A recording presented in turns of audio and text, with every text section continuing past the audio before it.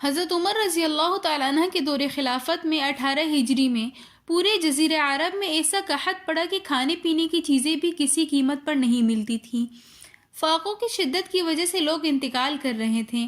اسی دوران حضرت عمر رضی اللہ تعالیٰ عنہ کو یہ اطلاع ملی کہ مصر کے اندر بے شمار پیداوار ہیں اور مصر اس سے پہلے فتح ہو چکا تھا، اور حضرت عمر بن عاص رضی اللہ تعالیٰ عنہ وہاں کے گورنر تھے۔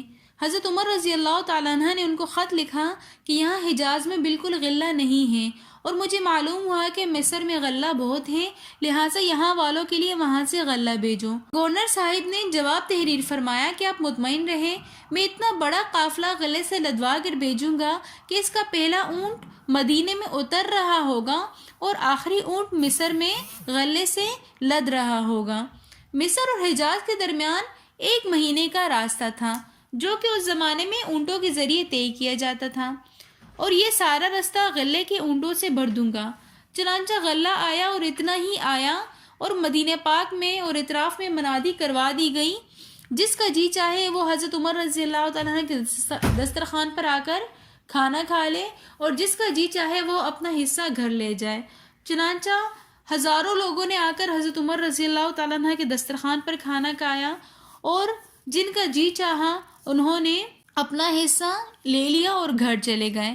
ایک صحابی جو جنگل میں رہتے تھے، انہوں نے بھی جب آنے جانے والوں سے یہ سنا کہ مدینہ پاک میں غلہ آیا ہے اور تقسیم ہو رہا ہے، تو ان کے پاس ایک بکری تھی، تو انہوں نے سوچا کہ اگر بکری کو چھوڑ کر غلہ لینے جاتا ہوں تو ایسا نہ ہو کہ کوئی جانور آ کر بکری کو کھا جائے۔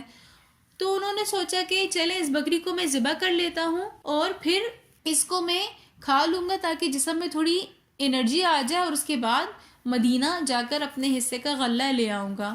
چنانچہ اس نے بکری کو جب ذبح کیا تو اس سے 1 قطرہ خون بھی نہ نکلا، اور یہ دیکھ کر صحابی رضی اللہ تعالیٰ عنہ رونے لگے کہ ہمارا تو یہ حال ہے ہی، لیکن بکری کا بھی یہ حال ہے کہ کچھ نہ کھانے پینے کی وجہ سے ذبح کرنے کے بعد بکری کے اندر سے 1 قطرہ خون بھی نہیں نکلا، اور روتے روتے صحابی پر غش طاری ہوا اور وہ بے ہوش ہو گئے۔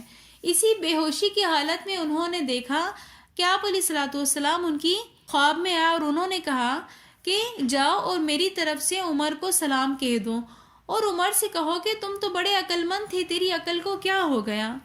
یہ صحابی اٹھے اور گرتے پڑتے حضرت عمر رضی اللہ تعالیٰ عنہ کی چوکھٹ پہ گئے اور کہا کہ رسول اللہ صلی اللہ علیہ وآلہ وسلم کا قاصد آیا ہے اور آپ سے اجازت طلب کرتا ہے۔ حضرت عمر رضی اللہ تعالیٰ عنہ اپنے مکان سے ننگے پاؤں دوڑتے ہوئے آئے اور انہوں نے پوچھا کہ کیا بات ہے، تو صحابی رسول نے حضرت عمر رضی اللہ تعالیٰ عنہ کو سارا خواب سنا دیا۔ حضرت عمر رضی اللہ تعالیٰ عنہ خوف سے لرزنے لگے۔ انہوں نے سارے جو اس وقت کے صاحب الرائے تھے ان کو جمع کیا اور ان سے مشورہ کیا کہ کیا کوتاہی ہوئی ہے، تو سب سوچنے لگے۔ حضرت عمر رضی اللہ تعالیٰ عنہ بار بار ایک ہی جملہ دہرا رہے تھے کہ میں نے تم سے کہا تھا کہ اگر کوئی مجھ سے بھول چوک ہو جائے تو مجھے متنبہ کر دینا، تم لوگوں نے مجھے کیوں نہیں متنبہ کیا؟ سب نے کہا کہ ہمیں تو اور کوئی وجہ سمجھ نہیں آ رہی ہے۔ ایک صحابی نے کہا جو کہ اس محفل کے اندر موجود تھے، مجھے یہ چیز سمجھ آ رہی ہے کہ جب قحط آیا تو آپ نے اللہ سے دعا کیوں نہیں کی؟ آپ نے وہاں پر عمر بن عاص کو تو درخواست کہلوا دی، لیکن آپ نے اللہ سے درخواست کیوں نہیں کی؟ مجھے تو یہ وجہ سمجھ آ رہی ہے۔ تو اس پر سب نے اتفاق کیا کہ ہاں یہی وجہ ہو سکتی ہے۔ اس پر حضرت عمر رضی اللہ تعالیٰ عنہ زارو قطار رونے لگے اور اپنی اس کوتاہی پر اللہ سے معافی مانگنے لگے، اور اسی دوران آسمان کے اندر بادلوں میں کھلبلی مچ گئی اور وہ دوڑنے لگے، اور ہر بادل کے اندر سے یہ آواز آ رہی تھی کہ چلو مدینے چلو، عمر نے بلایا ہے۔ سبحان اللہ، یہ تھی ہمارے صحابہ رضی اللہ تعالیٰ عنہ کی شان۔ اگر آپ کو ہماری آج کی ویڈیو پسند آئی ہو تو ویڈیو کو لائک، کمنٹ، شیئر اور سبسکرائب ضرور کیجیے گا۔ ملتے ہیں نیکسٹ ویڈیو میں، تب تک کے لیے اللہ حافظ۔